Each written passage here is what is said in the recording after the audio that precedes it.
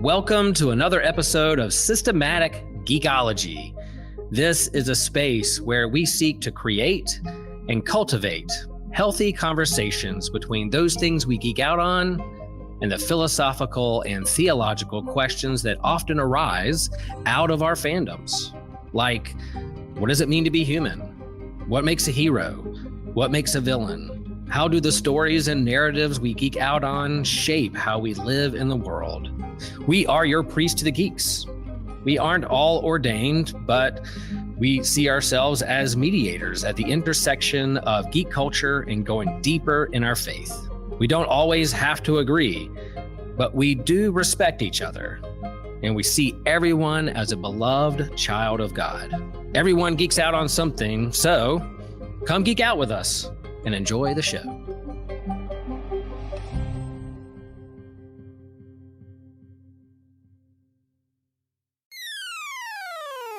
You're listening to an Anazal Ministries podcast. Hello, geekologists, and Happy New Year. This is Systematic Geekology, and we have a very special episode for you today. We are here with a friend of mine who was actually one of the first comic book creators I ever interviewed back when I was in college, but Robert Venditti, you may know him from his work a lot at DC, Superman 78, Green Lantern, Hawkman, and then one of my favorites, Exo Manowar. He also has a new book out through Bad Idea called Ordained, which we'll talk about today. But Rob, really great to have you today. This will be a lot of fun. No, thanks for y'all having me on. I appreciate it. I remember that first interview going pretty well, so you were pretty good at it right out of the gate. Oh, I appreciate it. No, funny story about that, though. I remember because, I think it was I was writing for, the NC Comic Con site just on the side, and I sent you... this was when I was terribly inept with technology, and I sent you the Skype link. That's how I was back in the Skype days. But I sent you that, and I had trouble getting it loaded on my iPad. And I was like, crap, he's gonna I guess I think you got on first, and you were like, oh, hello, and I was trying to get on. So the interview itself went well, but that was my inept technology. Well, I don't even remember that part. So.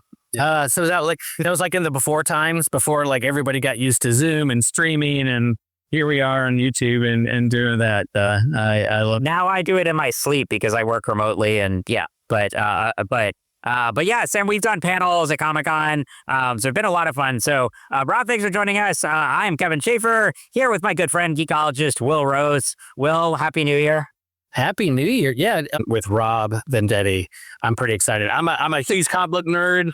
I have my weekly pool. I'm excited about his new book, Ordained, since I'm an ordained Lutheran minister. I love John Wick, and I loved Wake Up Dead Man, which there's a blend there. And if you want to keep going with those kinds of genres, Ordained is for you. I love the first issue, and I can't wait to talk. Well, if you're starting out with me to begin your 2026, there's nowhere to go but up from here, guys. So there you go. All right. Oh, no, but Rob, we are glad to have you today. And and so before we get started, if for viewers out there, if you want to support the show, just click the link in the description.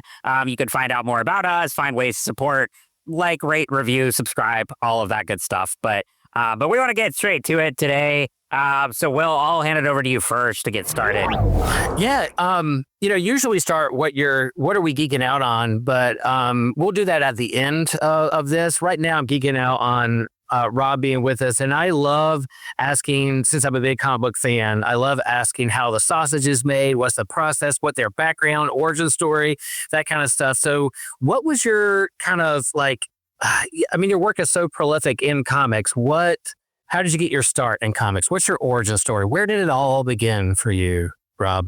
Yeah, so I didn't grow up reading comic books at all. I started reading them in my mid to late 20s. I always wanted to be a writer, but comic books weren't something that were ever on my radar. Yeah, when I started writing them, I was doing fiction. I was in grad school for creative writing. I was writing short stories, things like that. And when I read them, I decided I wanted to try to write them, but I had no idea how to go about doing this. This is, 2000. So it wasn't the way it is now with, books and websites and all kinds of things you can go to, and Patreon where you can learn about being a writer or whatever. None of that stuff really existed too much. So I started out by volunteering to work in the warehouse for a small press publisher named Top Shelf Productions. They've since gone on to become an imprint of IDW, but they're publishers of Blankets, Swallow Me Whole, the very famous March book series by John Lewis. They Called Us Enemy by George Takei, like a lot of really good stuff. So I started out working there in their warehouse as their inventory person. Moved up, through things, doing editorial, doing sales. I was the first employee ever hired by the company, so kind of wore a lot of different hats. And while I was there, I wrote the script for my first comic book, which is called The Surrogates. And I gave that to Chris, who was the editor of Top Shelf. And it was sort of a sci-fi cyberpunk story, which was outside of what Top Shelf did, which was primarily, kind of heartfelt autobio comics, things like that. And I was like, look, if you don't think this is for you, that's great. But if you think it's good enough, maybe you could introduce me to Vertigo or Dark Horse or something like that. But Chris really liked it. They'd always wanted to do something that was a little bit more, genre.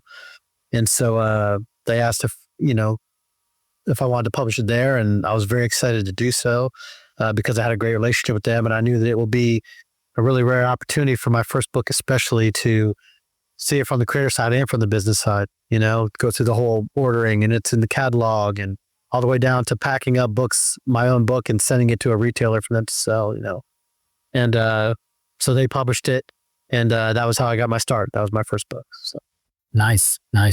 And Rob, on that note too, so The Surrogates is like, hey, it's a really good book, but it was actually also adapted into a big Hollywood movie. And so what was the feeling of that like for, because not only is it rare for, a first book to actually go through a publisher, a lot of creators these days, they might self-publish something small, but you actually got a publisher, and then beyond that, it got a big screen adaptation. So what was that feeling like? Yeah, I mean, it was definitely wild. Like, I didn't think any of that would happen. My hope when I wrote Surrogates was that somebody would publish it.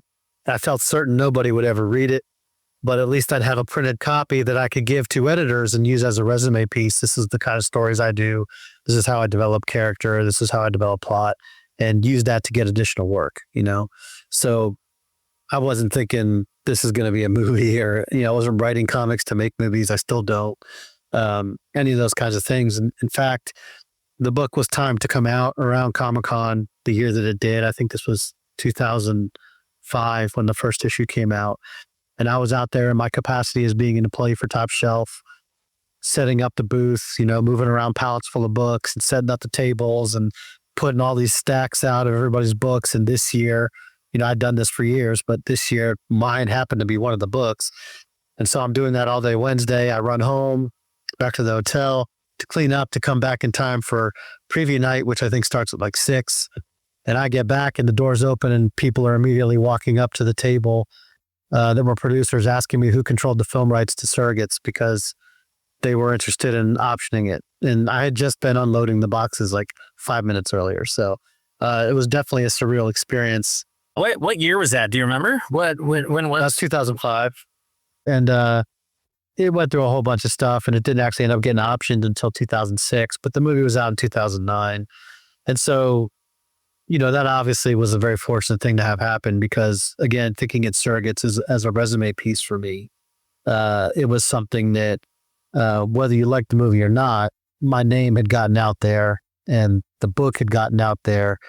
And when it came time years later, when Valiant was looking for writers to relaunch the Valiant universe, the editor-in-chief over there, Warren Simons, he had read Surrogates when it had come out and he remembered it. And he reached out to me and asked me to pitch for books. And I pitched for XO and got XO. And then that led to, Eternal Warrior, and that led to Green Lantern, and, on from there. So in the end, I feel like Surrogates did accomplish that thing I was hoping that it would do, which is be that resume piece to get me more work. It just did it in a way that I totally didn't expect.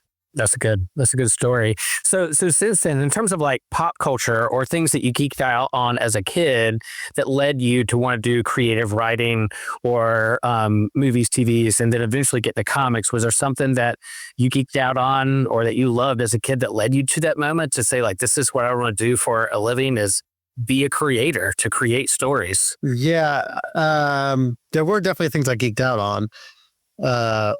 I wanted to write stories ever since I can remember, like second grade, first grade, so I can't say what it was other than I liked reading and I was somehow drawn to it. Also, my grandfather, my mother's father, who I was really close with, was just an excellent verbal storyteller. And he would tell stories about his experiences in World War II or growing up in the Depression or any of those kinds of things. And I was always just fascinated. He was like listening to an old radio program, he was just really good at telling stories. So I don't know if it came from there. I just, like I say, I always wanted to do it. Things I did geek out about though, oh man, and one of these hurts to this day, is a bunch of stuff. Superman 2, I remember seeing Superman 2 in theater, so the Christopher Reeve Superman things were huge for me. Superman, even though I never read comics, was always like one of my very favorite fictional characters, which is weird that I wouldn't read comics, but I guess I thought of him more as a movie person, than a comic person. In high school, I read a lot of Stephen King, was a big fan of Stephen King, which is crazy because I can't tolerate horror at all now. My good friend Brock McKinney, who you all know, a big horror guy, and he'll ask me if I've seen a movie, and I'm always like, no, dude, I haven't seen that movie. I've seen like maybe 3 horror movies in my life. This drives him crazy to no end. I saw Alien 3, then Alien 4, then Alien 2, and then Aliens, because I always heard that the original Alien was scary and I shouldn't see it. So I saw that one last. So when I saw Alien 3, I thought it was a perfectly fine movie. I'd never seen any other Alien movies before in my life.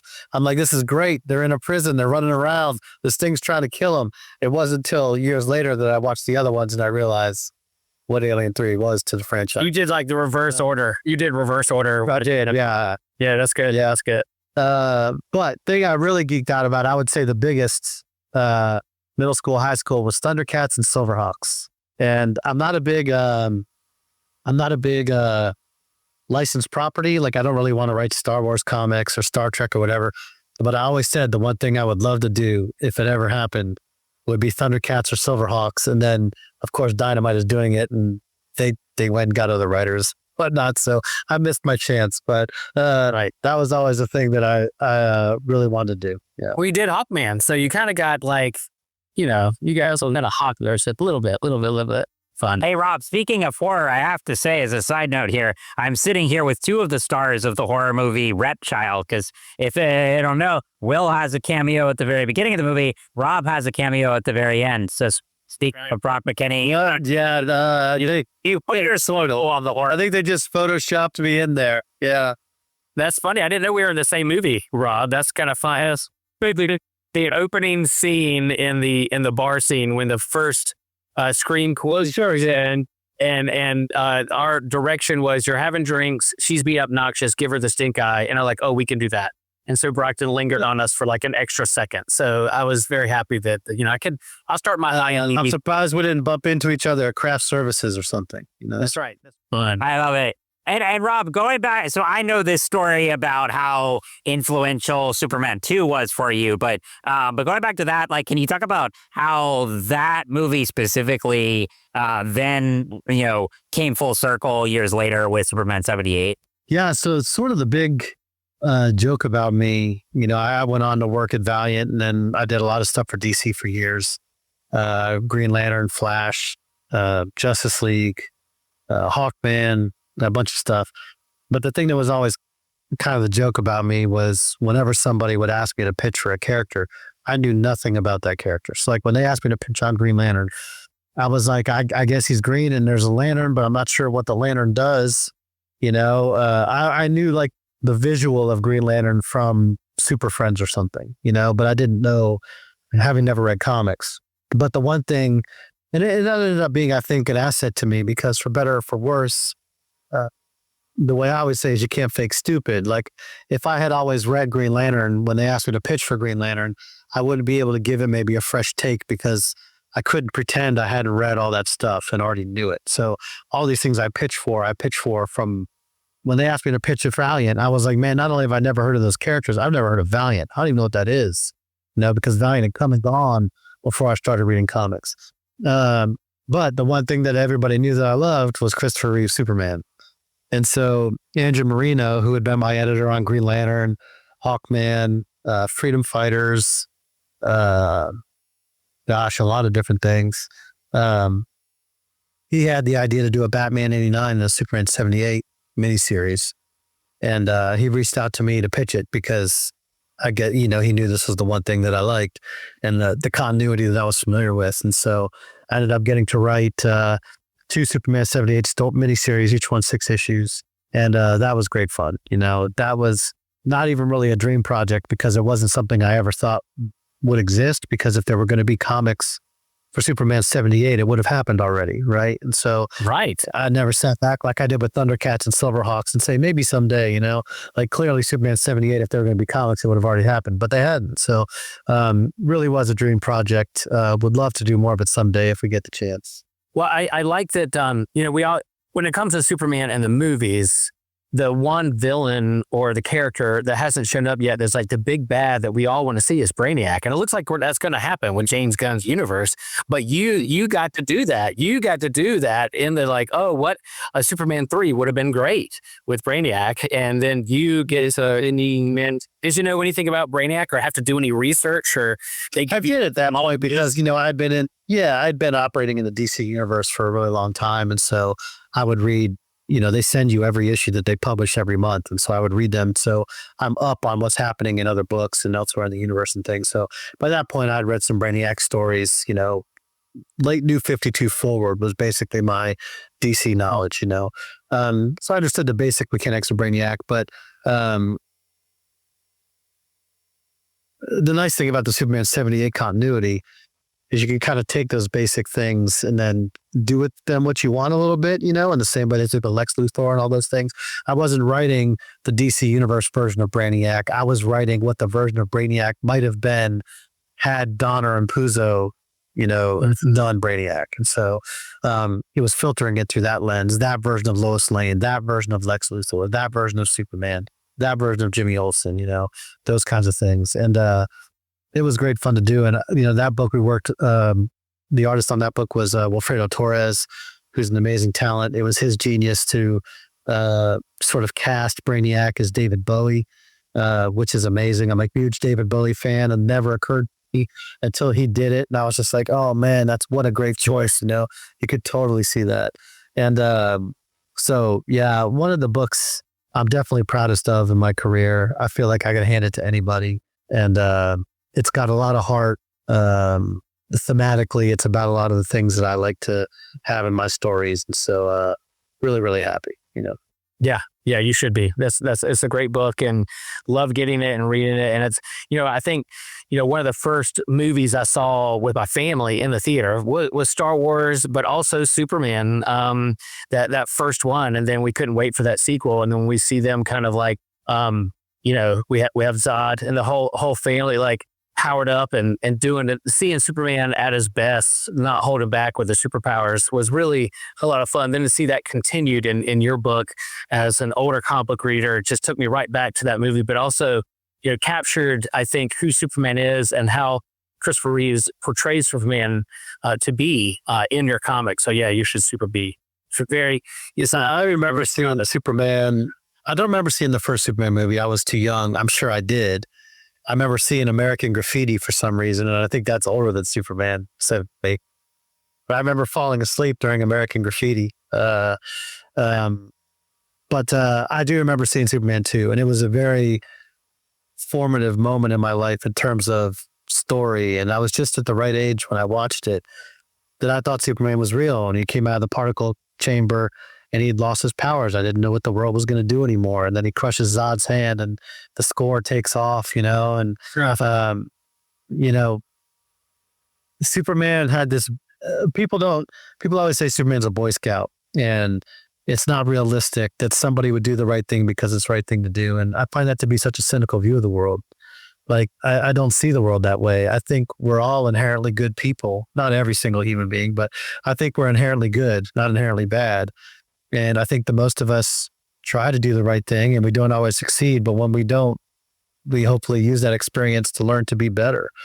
And so in Superman, I always saw a character who could do anything he wanted, and he chooses to do the right thing.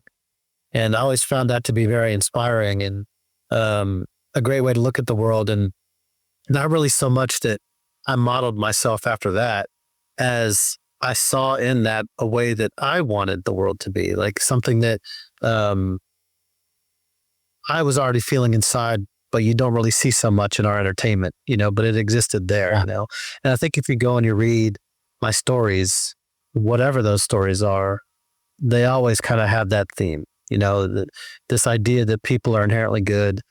We never run out of second chances. We can always be better up until the time we die. And no matter who we are, there's always a chance for us, and whether it's Green Lantern or Flash or Superman or Hawkman or even something that seems more gritty in crime like Ordained or something like that, those themes run throughout, I would say, pretty much everything that I've ever done, so. And that's why I really like this newest Superman movie that Gunn did. I don't know what are your creating Superman, writing Superman, and then going to see that movie, or I'm assuming you've seen it. Like, what are your thoughts of the newest? But you haven't seen it. What are you doing? Because I'll be honest, I'm a little nervous to go see it. Okay, I'll watch it eventually, but it's one of those things where, like, I have to be in the right mindset to watch it, because I want to do it service, like, what's another example? Like, if I was going to watch Saving Private Ryan, I need to be in the right mindset to watch Saving Private Ryan. I'm not just going to walk in and out of the room and watch Saving Private Ryan, right? I want to give it the attention it deserves. And Superman being such a personal character to me, I could watch a Justice League movie or a Flash movie or a Batman movie or whatever, and I could walk in and out of the room and I don't care. But if it's Superman, like, I want to make sure that I'm really there and I'm present for it. And I just haven't carved out the time, I feel like, to be able to do that, but I've heard good things about it, and also it's the whole thing of, like, what you grew up with. Like, I can't imagine whatever anybody does is going to be the same as Christopher Reeve Superman to me, because of all the reasons I just said.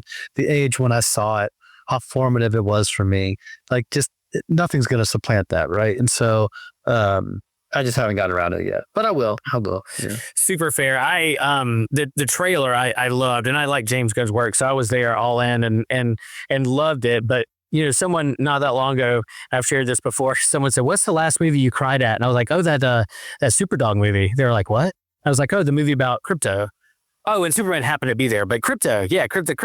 So I'm a huge dog lover, and I loved how crypto was, and I love that movie. So I know Kevin and I both recommend it, and I'm looking forward to Supergirl coming up and what they'll do next in the DC universe with James Gunn. But yeah, that's here. I can imagine writing and creating Superman, and then turn around and be like, I got my stories, I got my love. I'll hold off and wait until the right moment.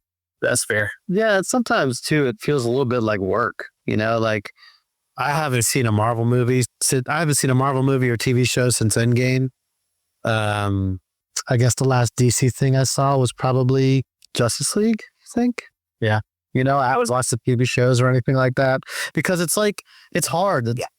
First of all, when you're a writer, it's hard to watch anything.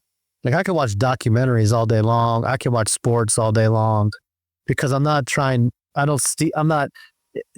sort of reflexively guessing what the plot turns are going to be. And here's the second act.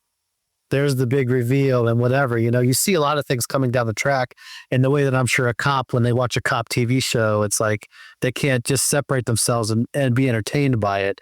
They just default into the setting, And so, like doctors watching a medical show. I'm a pastor, so I stay away from all religious shows and movies. My daughter was like, "Dad, you have to watch The Good Place." I was like, "No, I'm staying away from that. I'm probably gonna be really judgy. I don't want to do it." But she's like, "No, you're gonna love it." And as I watched the first episode, yep, it's one of the best things I've ever seen, and I'll follow all the way through. It was my favorite. So I eventually was like, whenever, but I can understand, like, when you're too close to something, you're like, or you feel like it's going to mess in your headspace of your creative process.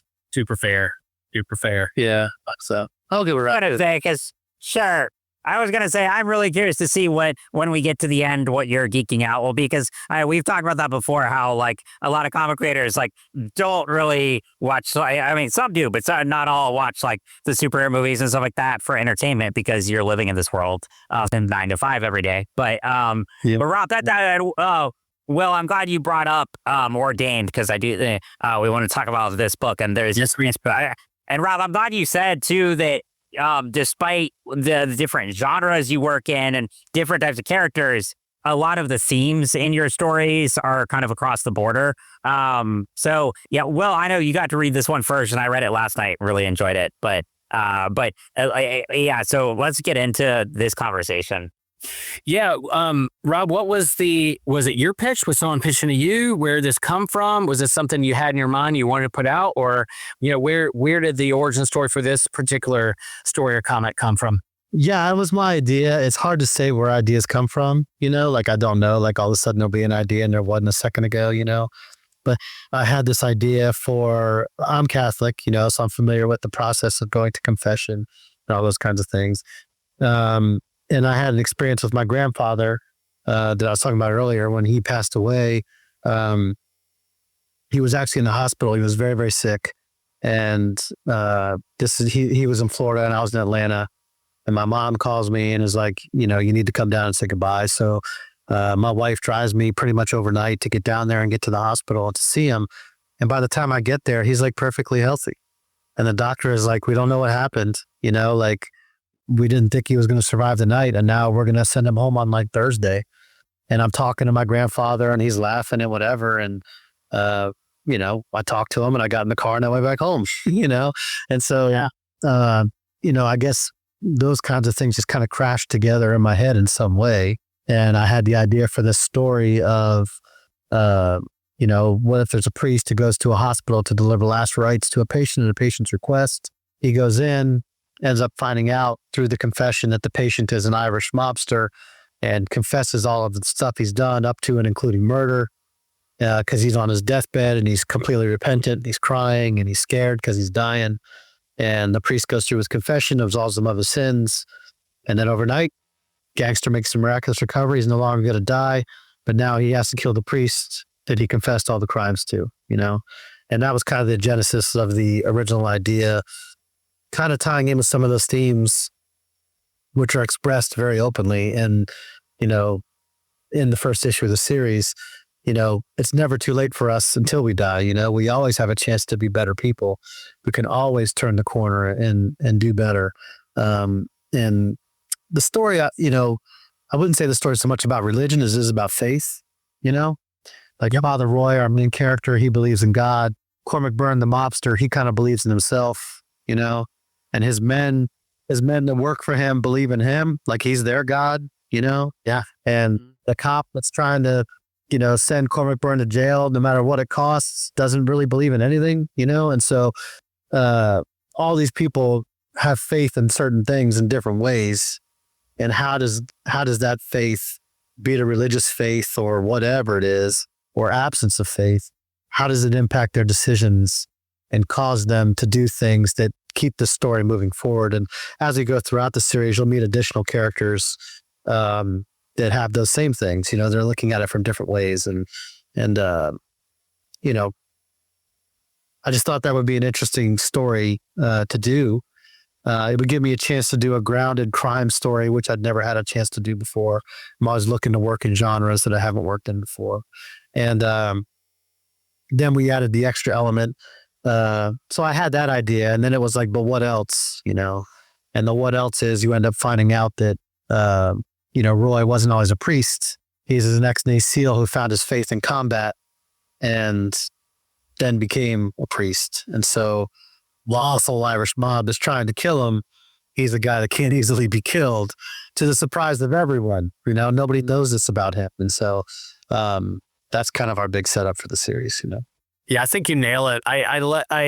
His piety, the traditions of the church, but also the kind of greeniness of the characters around him and what he has to navigate. As someone who has made hospital visits and being stopped, being said, "Hey, I have a thought. Can I get your thought on this? Or can you come pray with?" I'm there to see somebody else, but I get diverted because somebody wants to do something else. But then pulled aside, or in a elevator conversation, really human elements in here that I really enjoyed and resonated with. And you just know that Father Roy has a has a deeper past, a past there that will emerge. I'm curious how many issues will this first arc be? What do you got planned? Where's this? How core far? story. Yeah. Yeah, the core story is 3 issues, but in between 2 and 3 is a 0 issue about a character called the Machine, who is the big hitman that Cormac Byrne, the Irish mobster, is trying to get to go kill Father Roy, but he can't get him on the phone. Turns out even hitmen have a busy season. He's on another job. And so it kind of tells the story of his day, leading up to issue 3, when now the Machine and Father Roy are going to crash together. And the Machine is a very blue collar hitman, takes his work very seriously, adheres to his own standards and ethics, and doesn't cut corners. And he's going to run into Father Roy, and that leads us to the big climax at the end. So yeah, there's no like supernatural element. Like there's not like demons are going to emerge from this, thing that it's like, it is like a grounded crime, John Wick. It is extremely grounded. Yeah, it's extremely grounded. None of that kind of stuff. Yeah, none of that kind of stuff at all. I wouldn't say there's a lot of gun fu or anything like that. Wanted to keep it really grounded in that way because, again, I haven't had a chance. I write Green Lantern and Superman and X-Men of War and whatever, and even the other books I do for Bad Idea, Planet Death is this, World War II space story, and so, tend to do things that aren't grounded like that. And I love those kinds of stories, in terms of television, I love things like NYPD Blue, right? Or in terms of comics, when I very first started reading comics, Gotham Central was one of the books on the stands. It's one of my favorite things I've ever read, And so really, really love those kind of really grounded stories, but just hadn't had an opportunity to do them too much. And so saw this as an opportunity to do that. And so when I pitched the idea to Bad Idea, they were really excited about it. I felt like, every once in a while you have an idea and you feel like, I think I might have a good one here, this might be a good one. Whereas most of the time you don't really know, this was one that I felt pretty good about. And I had already had the pitch written and everything. Wasn't sure what I was going to do with it except to just shop it around. And I have a really good relationship with Bad Idea and the people that work there. And so they were the first people I showed it to, and was very happy when they saw the same potential in it that I did, and we're on board with it. And so, very excited to have it out now. I don't have a copy yet because my comps still haven't arrived. So ooh, I got mine. You guys, well, I'll say Kevin read it digitally. I got a hard copy at my local comic store down in Wilmington, and they I love the like old school like newsprint paper. Like, wait, I don't know who's Bad Idea. It's not like really glossy. It's like a newsprint from like the 70s and 80s. Yeah. So I heard that it was on newsprint, which I love because it's super to me, it's going to make it feel more gritty and pulpy, It probably has a smell to it, right? So it's like there's like an olfactory kind of inkiness to it, that you get it on your fingers, you get a little dirty when you read it, And so I'm really excited about that too. What's your shop in Wilmington? Is it Memory Lane? It is. It is Memory Lane. Yep. Yeah. Tell those guys. I will. I'm in Chapel Hill now, and go to Ultimate here. But my first comic store I ever went into as a little kid was Memory Lane, way back in the early '80s. And so I still connect with Jacob and go and pop in when I go down to see my mom down there. So I had to tell them. I said, hey, yeah, I will. Now, have you worked with this artist? Hello, but I said, hey, too. I haven't talked to Melissa. I would tell them. I will. Yeah. Have you worked with this artist before with Valiant, Trevor Hairsign? Is that? Yeah. So Valiant, I worked with Trevor on 2 issues of X-Men of War. In the very beginning, it was like issue 11 and 12, maybe, or 8 and 9, or 9 and 10, something like that. It was the prelude to the big Armor Hunter storyline that we ended up doing. And so I worked with him, and he's somebody I'd always wanted to get back to. And his style is so great for the story because he's very heavy with the inks, and you get that all those blacks on the page, give you that grittiness and that crime, that noir feel, but also doubly so when your main character is a priest and wears a black outfit with just a pop of white the whole time, And so was really, really excited to work with Trevor, and he's already finished with issue 2. He's already drawn the 0 issue with the Machine, And so a lot of really good stuff coming up, and it's nice because Trevor, he's very good with action, but he's also really good at conveying the conversations. And those are the moments that are really the most important to the book. When Father Roy is talking with Cormac Byrne on his deathbed and you see the emotion in his face, or when he's riding in the elevator with the police officer and they have their conversation. And there's a scene in the second issue where Father Roy is riding in a car with a police officer and they have a discussion, and just really love those things. And there's elements that he did. I don't have the comic, or I'd hold it up. So maybe Will, you can. But like if you look at one of the early pages, I think it's page 2, there's a big image of Father, maybe page 3, he's leaving the church and the church is very big in the background. And Father Roy, they're right there, right? So the Father Roy is carrying his sacramental bag right now. He knows he's on the way to the hospital to give last rites. And so what's inside that bag are essentially all the elements that you would see if you went to a Catholic church on the altar when you do communion. It has the host in it. It has candles. It has a crucifix, all these things. And that's what he takes to go do last rites on the road. And if you look at the way that Trevor drew that, where he's holding on to the strap of the bag, it's like, is he holding on to the strap of the bag because he's protecting the contents of the bag? Or is he holding on to the strap of the bag because he feels like the contents are protecting him? And it's like a security blanket, It's like elements like that he does to the art that I don't write that in the script, That's Trevor bringing his own sensibilities to it. And really the end result ends up being something much more affecting than just words in a Word doc, So, yeah. And Rob, one of the cool things about this book is I actually discovered it not on a comics website, but reading Hollywood Reporter. And this is when I reached out to you because I was just reading this article and, saw a headline about a Bad Idea comic being adapted. And I was like, oh, that's cool. And then it says, new book from Robert Venditti. I was like, wait, I know that guy. But this is a really cool thing because the comic is being made in conjunction with the movie version, which Derek Kolstad, who you've collaborated with before, is spearheading. He's one of the creators of the John Wick franchise. So can you talk about that aspect, how, it's a great comic and also, it's being paired with the cinematic element as well? Yeah. So, Derek Kolstad, he's creator of John Wick, screenwriter for, I can't remember which films, but I think the first 3. But the character John Wick is actually named after his grandfather. His grandfather's name is John Wick. I was working with him on Planet Death, which is the sci-fi World War II type story that we're doing for a Bad Idea. I was co-writing that with him, and so I'd gotten to know him. And Ordained was already completely written and was in the process of being drawn. And Bad Idea, was like, hey, would you want to take a look at this? We're putting it out probably sometime next year, but we think you'd be a good fit for it. And he read it and he loved it. He read the script and absolutely loved it. And so decided that he wanted to adapt it, which is just such a huge compliment. Derek's sensibilities are so good. He's such a strong writer. I remember watching John Wick and just being absolutely blown away by the mythology that he was able to create and the sense of world building, and so much of it was genius. It's one of those things you watch as a writer and you're like, man, I wish I'd thought of that stuff, like the guys who come in and clean up after you kill them, and they got little squeegees and they're just like house cleaners, but they're cleaning up dead bodies, and all these little things, the gold coins and all that stuff, the hotel that you're not allowed to kill anybody in, it's their only safe place.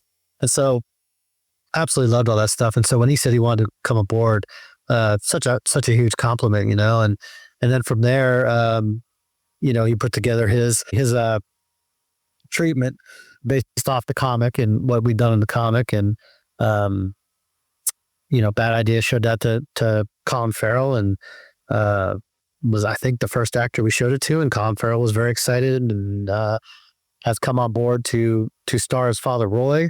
And so, so it's moving forward at a pretty good pace. And, these things are very complicated. A lot of things that have to happen for them to come together and ultimately get to the screen. I know that from experience with surrogates, but sure. We definitely have started out with, top people for this type of story that we're telling, and they seem to be very enthusiastic about it. And so it's a good place to be this early in the game, I hope he keeps his Irish accent. I hope they lean into his Catholic, Irish Catholic. We'll see. Those things happen above my pay grade. Yeah, we'll see what happens. Yeah. Fun. Well, I really like it and can't recommend it enough. And so I hope those, tuning in to this channel, listen to the pod, run out to your local store or library or digital, wherever you get digital comics and find it. And I'll be looking forward to see how it unfolds in this first story arc, and knowing that it could be down the road something I'm watching on the smaller big screen is a lot of fun too. Like I say, I was there as beginning when it all began with issue number 1. It's a cool thing. And Rob, what are some other things you're working on now? Anything you want to plug? Yeah, so I've got Planet Death I'm doing with Bad Idea. I also do a story called Survive. That's a bit of a espionage story about a Russian submarine that sinks at the bottom of the ocean, and there's only 2 survivors. One is a Russian sailor, and the other is the American saboteur who sank the ship, and they go to war against each other in this 300-foot-long submarine. So we've got that. I announced another project with Derek Kolstad that'll be out from Bad Idea next year called Warbird. That's more of a, I would say, espionage sort of type story. It's about a mercenary type guy, a private contractor, I guess, if you will, who can drive anything. And he gets hired to steal, he gets hired by the American government to steal a high-tech Russian fighter jet. So we've got that we're doing. I'm trying to remember which things have been announced and which haven't. I don't think the other one has been announced yet. So those would be the ones that I could talk about for right now. Yeah. Are there any like characters, or you mentioned like Thundercats? Are there other things out there that you're like, that would be my dream job. I would love to write that character, or if Marvel or DC or Image go with you. And he said, yeah, DC. The 2 that I always wanted to do, I never got a chance to do, was the JSA. To write a Golden Age JSA book with that original cast. And you can see that I try to squeeze them in whenever I can. Yeah. And I ended up being able to do a Wesley Dodd Sandman story with Riley Rossmo. We did a 6-issue miniseries of that, which I really adore. That book was beautiful. You guys did great. Yeah. Yep. So, I would love to do Hour Man and Wildcat and all those guys. And also Nightwing. I'm not a Batman person at all. Like, I don't, Batman is too dark and too negative I'm a Superman guy, not a Batman guy, right? But I like Nightwing. I think Nightwing is kind of like the Clark Kent of the Bat family, so I would like to rest Nightwing. At Marvel, I've always wanted to write Cap. And then what was the one somebody said to me the other day? Oh, the Fantastic Four. I watched the Fantastic Four film, the most recent one with Pedro Pascal and all that. And I'm like, oh, this is cool. I think I could write this as a comic. I could write these characters, the whole idea of family and all those kinds of things, And so I guess those would be the ones from those sort of mainstream universes. Cool. Well, we'll keep plugging your work and tooting your horn and promoting Ordained as well. And maybe after that first arc is done, coming back on and once it's said and done, or get ready for it. If there's any more development with movie and stuff, we'll have you back on to kind of promote and do that kind of stuff too. That would be fun. Yeah, I appreciate it. Whatever you guys need. Always happy to talk to y'all. So. Thanks. All right. So, Kevin, as wrap up here, what are we geeking out on?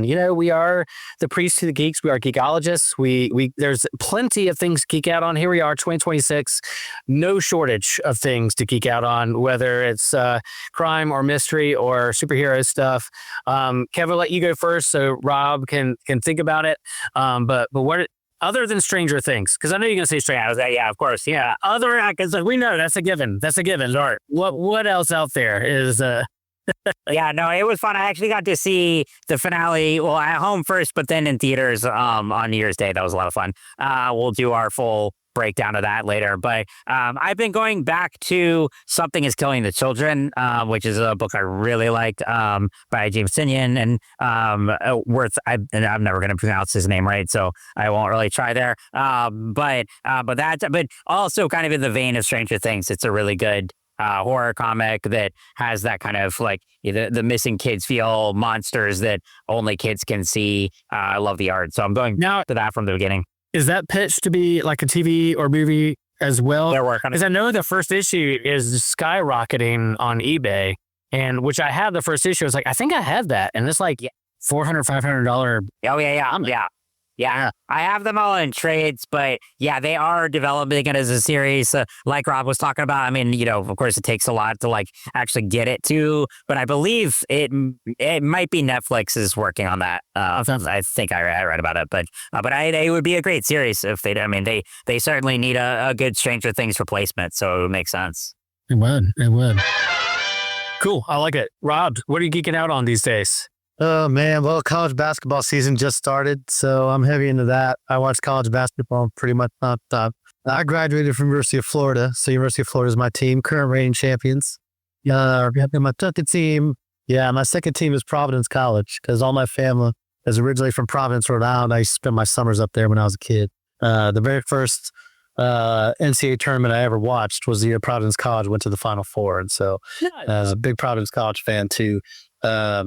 So those, I'm reading Cormac McCarthy right now. I don't know how geeky that is, but I'm waiting for Cormac McCarthy. I'm reading Blood Meridian, which I'd never read. Yeah, it's fascinating. It's like every single sentence in the book is better than anything I'll ever write in my life. It's crazy how he does it. Oh, yeah. Nice. So I'm reading that. What am I watching on TV right now? I read David Milch's book recently. He wrote a book a few years ago. David Milch was the creator of NYPD Blue, Deadwood, a couple other TV series. And so I read his book. It's kind of about his life, but also a bit about writing. And then when that was over, I rewatched all of Deadwood. Just finished that last week. I guess that's kind of what I've been into lately. Yeah. Nice. Yeah.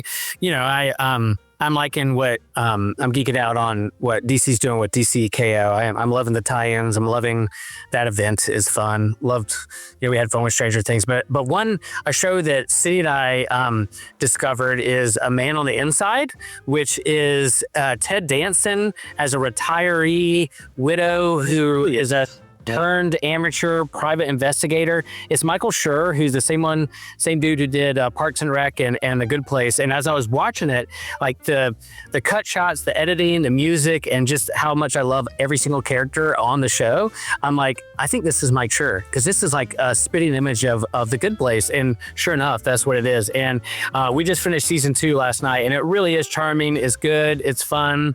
I was like, all right, I got to watch another. I want to see who did it. It's a really low stake mystery without all the after watching Wake Up Dead Man and all those kinds of things. I'm like, okay, what's going on? And then this was good, so I highly recommend A Man on the Inside. Go check it out. It's an easy watch. It's a fun watch. Yeah, cool. Well, that was fun, Rob. Thanks for being here. Yeah, and I'll let Kevin do some plugs and sign us off here. He's the best at it. Absolutely. Well, go check out Rob's books. You can get them wherever in your comic shop, especially, or at bookstores. Follow him on Rob. What's your Instagram handle? I know I follow you, but Instagram, Twitter is just at Robert Venditti. So you can find me there. Yep. Great. Cool. Awesome. And just click on the description here in the show to find out more ways you can support us. And thank you all for geeking out with us. Hope you all have a great week and Happy New Year. Appreciate it, guys. Thanks so much. Peace. Thanks, Rob.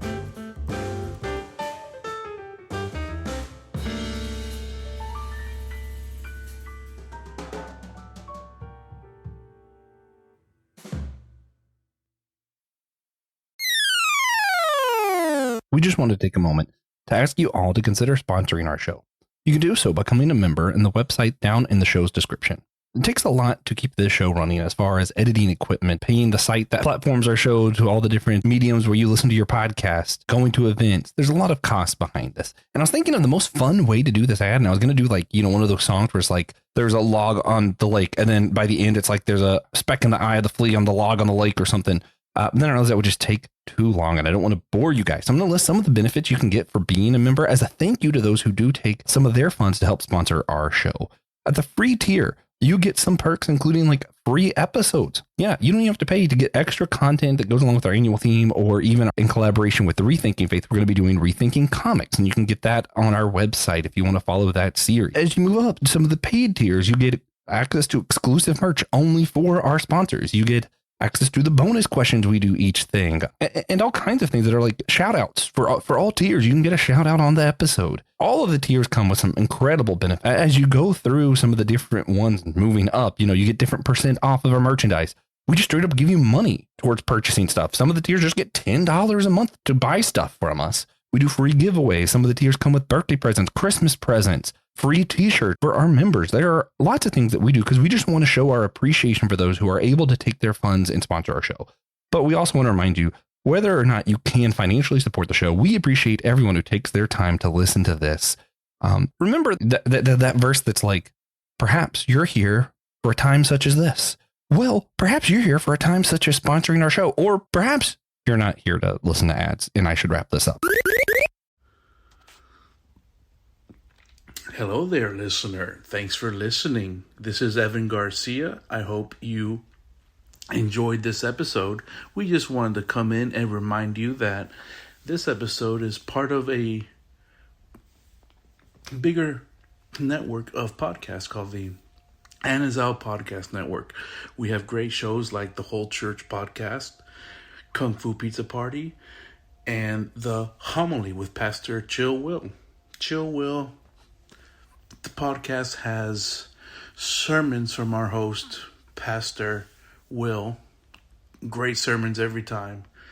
The Kung Fu Pizza Party is Brandon Knight showing his expertise and his passion for everything Kung Fu films. And he dispenses a bunch of wisdom. Great show. And the Whole Church Podcast, where Josh and TJ interview people from different denominations and church traditions to pursue greater church unity. It's a great podcast to see what other denominations are included. And we just want to say thank you so much for listening. See you next time.